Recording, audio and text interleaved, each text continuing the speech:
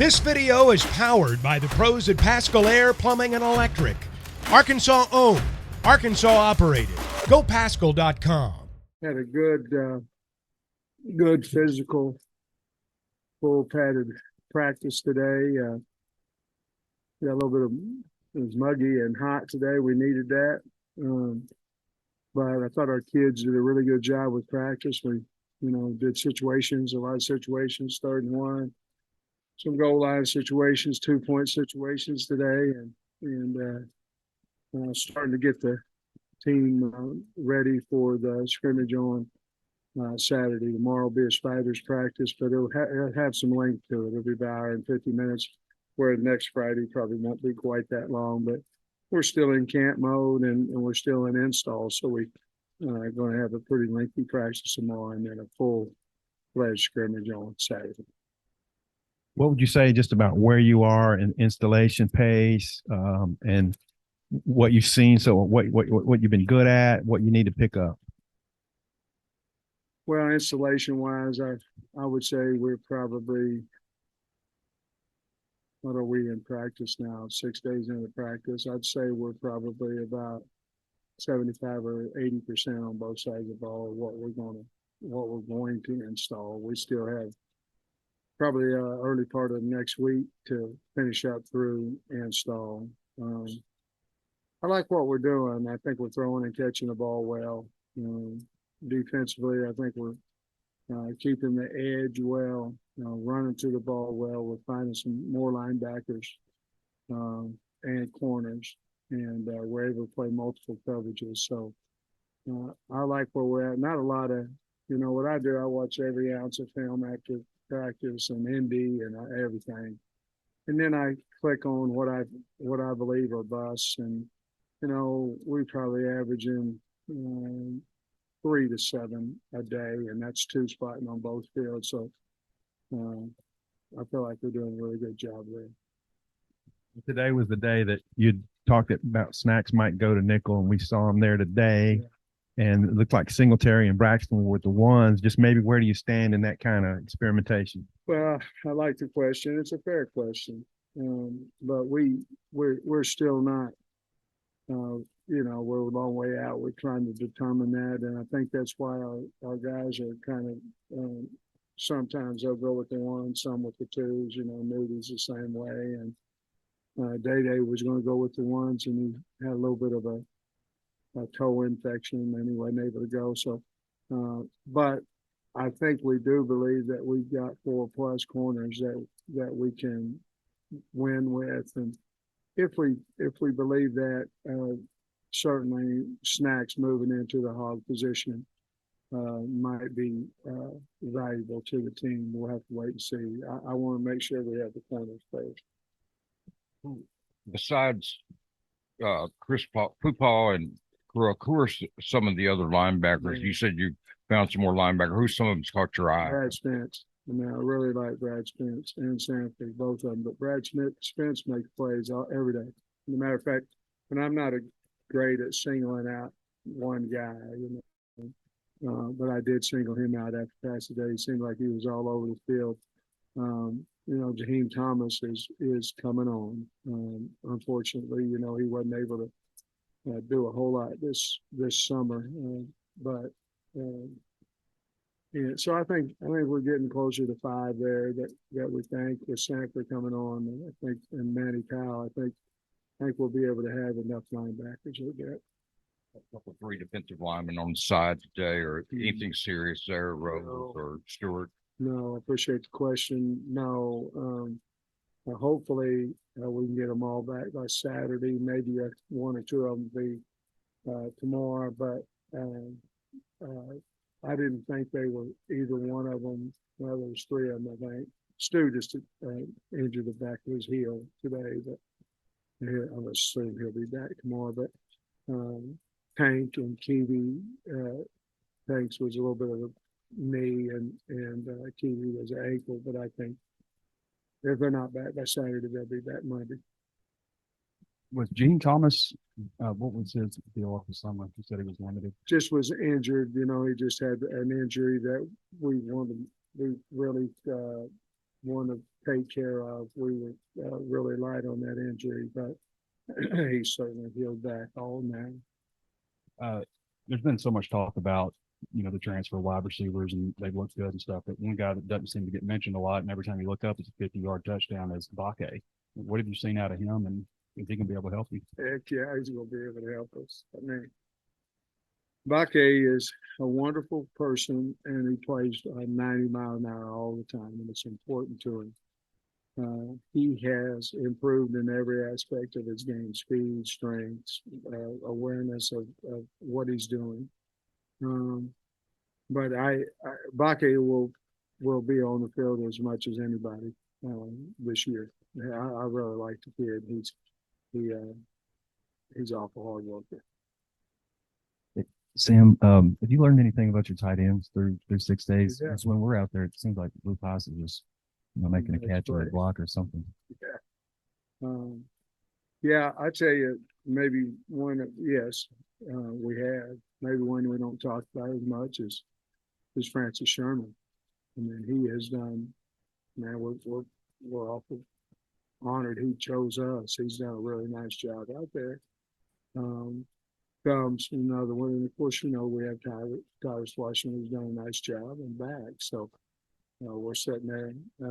Shamar Easter's done a really nice job. It's just, he's not quite there yet, but he got here later and didn't have the spring ball. So obviously it's hard for freshmen to catch up that fast, but we've got 5 tight ends that we do like. Luke seems to make plays every day. Tyler Flushing's made some really nice catches as well. Hard to judge the lineman until you get the pads on, Yeah. full pads on. What'd you think of today, and what are you looking for tomorrow in the scrimmage from getting a look at those guys? Well, we still have battles going on, up there. Tykees and Harris and Chambly probably are the ones that are in the most battle there at their spots. But I like just because you haven't played doesn't mean you can't play. And I like our tackles. I like Dev, and I like Kudus in there. And I think Limmer's playing at a high, and Latham. They're both playing really well. But there's still battles with Braun and Tykees and obviously Harris. We think he can play several spots, but he's obviously has the opportunity to play for us in Chandler. The Maury Wiggins is a guy that I think he's going to end up being our at the least our backup center, and that's that helped us big time by be able to leave Kudus out at tackle. I like the group; they're a smart group. Josh Street's come on too, and I think he's right now he'd be the 10th lineman, and they're in the 2 deep. So he's done a really nice job as well. Idea how many plays you want to go on the scrimmage, and just what are you looking for out of it? I told the coaches that, we are 12 to 15 on a sheet of paper. When you go out there, it's 12 to 15. You go back again, it's 12 to 15. And then you have all kinds of different scenarios: third down, red area high, red area low, all kinds of different situations. Usually that scrimmage goes about 50. It depends on how much 2 minute goes, or this next week we get the ball back 2 minutes. So that's a little bit more plays, but normally that's between a 50 and a 55 play scrimmage for each kid besides the threes. Now the threes are going to get 30 reps. What I told the staff was in the scrimmage portion of it. Now the whole thing's a scrimmage, but in the move the ball scrimmage, all of it's live, but the move the ball situation, I'll probably err on 12, a little closer to 12 than I will 15. That'd be the only difference. So it might make the scrimmage down to 42, 43 plays to a possible 50 instead of the opposite. Jacoby and Cade have both had their moments, especially today. I think they both made some nice passes. Is that a battle right now for the backup spot? I know Jacoby's been pretty much running with the twos. Does he have I think it's always a battle. I do. I think it's always a battle. But Jacoby Criswell is one heck of a quarterback. And so is Fortin. I mean, Criswell has an elite special arm, and he can fly. And they've both done a nice job. Criswell is is really playing well as well. One more, Coach. I know we didn't get you since the last time the college football world kind of changed on its axis. I'm wondering if you mind sharing your thoughts on just what's happened with the realignment and everything recently. Guys, nothing's happened in the SEC, so for me to be concerned about what's going on in the Big Ten and the Pac-12 and all that kind of stuff, I'm in two-a-days. I mean, a lot of times, and I appreciate the question, I do. I mean, some things really are out of our control. And they're out of our control. I don't know what my opinion really matters, to be perfectly honest with you. It doesn't affect me. It doesn't affect our team. It doesn't affect the state of Arkansas. And the people that are going through it, I think they'd have a better opinion of it than me, to be honest. London now, are there any particular areas of the team you think have made the biggest improvements or units that you've been pleased with the most? Tight end. I feel a lot better about tight end than I did coming into camp. Number of linebackers. I'll be honest with you guys. My biggest concern was linebacker in depth coming in. Tight end, linebacker in depth. And I believe with Spence and Sanford coming on, along with Manny Powell, I think we'll be fine at linebacker. And with what we had at tight end and the additions that we had come in, I think we're going to be just fine there too. So those are my two biggest concerns, along with all our tackles good enough to win offensively games in the SEC, and I certainly believe in them as well. You said you needed a muggy day, so that's reference to the fact we've had unseasonably cool, but the players have got to like that unseasonably cool. I wanted to get your thoughts on the balance of needing the heat, and then is the AC online for next week? What do you think? Well, all right, I'll answer the first part of it. The first part is I got a little nervous, every morning was a lightning rain, and so I got a little nervous because obviously the reason you go in the morning is because you want to have great execution and you want to go fast and you want to play well and all that. And in other words, you're not a day of survival. You're a day of, seeing who you have and trying to execute at a high tempo. I think after 2 or 3, 4 days of that, I was like, man, I'd like to have some heat, and we sure got it today. I do believe that we can get them acclimated to a 2:30 situation in 2 weeks. And And the other thing is, I think what happened, it rained so much and we had all those things happen. I think it put us behind just a little bit from my understanding. What I've been told is Saturday, they're going to, as soon as we get out of here, we'll probably get out of here as a coaching staff around 5 or 6 o'clock, and they'll shut down the electricity and get in there and fill her up, I hope. What I've been told. You mentioned Tank, but we saw John Morgan over there too. So is he in that same boat with us? Yeah.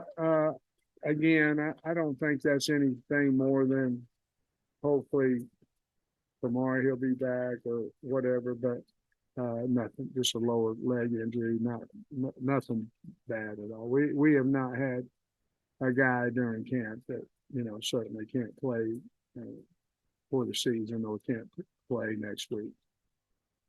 I'll sneak in one recruiting question. With the Pac-12 pretty much dissolving, I'm not asking about your thoughts on the alignment, but will that, since those schools out there got to travel now, Big Ten stuff, is this a chance for you to possibly look into recruiting California and that area a little bit more? Yeah, we have, we've talked to kids in Vegas,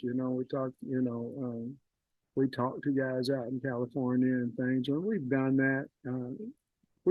That's a good question. We've talked about that as a staff, with if they're going to travel, to Michigan and all that, and they travel here and be a lot closer, so we have talked about that, but they still got to fly over a whole lot of schools. So I think our philosophy, and you know what it is, we'd like to stay, somewhere where there's a possibility that you can get in your car and get.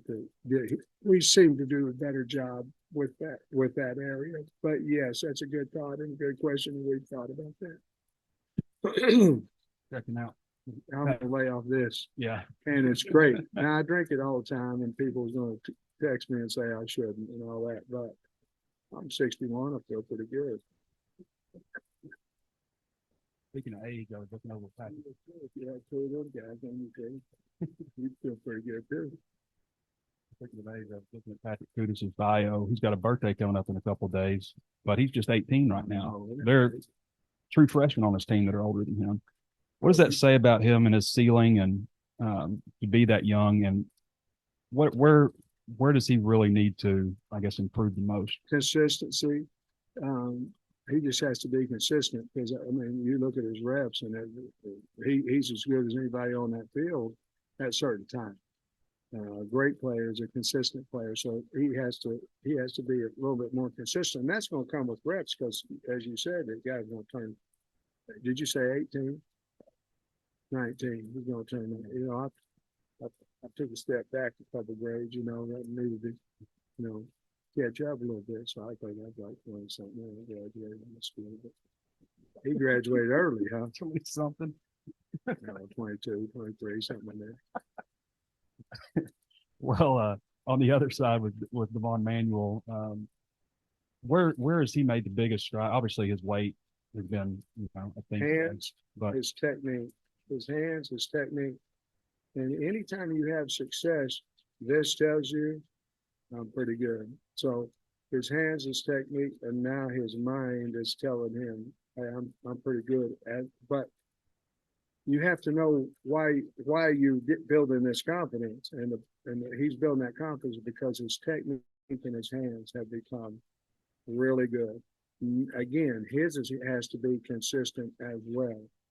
Always been a great athlete, but right now he believes he's a good player, and he is. And it's come with success on different reps because of his technique and hands. wasn't like elitely recruited, No. even as a 6'9" guy. What do you think? What do you attribute that to? And I mean, I guess you guys obviously saw something. Yeah. Well, because he was really heavy too. But we saw a great big athlete, and we liked him. You know, we liked his personality, and we talked to his trainer and things, and they said he was a hard worker, and that's what he is. But he had, you know, before he had weight too high, causing his speed, and then you know, he got to losing weight and he liked what he looked like. Well, he went all the way down like 280 pounds, and now he's about 310, 308. And I'm telling you right now, he's going to be a really good player, really good. I think Brad Spence was here in the spring. Just where have you seen him grow the most since the spring that's making him stand out now? I think the weight room. I think the weight room's done a nice job with him first and foremost. He's built his confidence through there, and now he knows what he's doing and all that. But he makes plays all the time, and he can really run. I mean, he made a play today. It's not sideline to sideline, but one hash all the way to out of bounds on the other hash. That's hard to do, anybody. But he did it. So what's that tell you? That tells you he's got all the ability, but he's using his ability. A lot of guys have ability, they don't use it. But he's one of those guys that does. I think the future really bright for him in the future now. For him, I think. With Amari Wiggins, you said that he could help at center, but maybe guard. Is that somewhere else?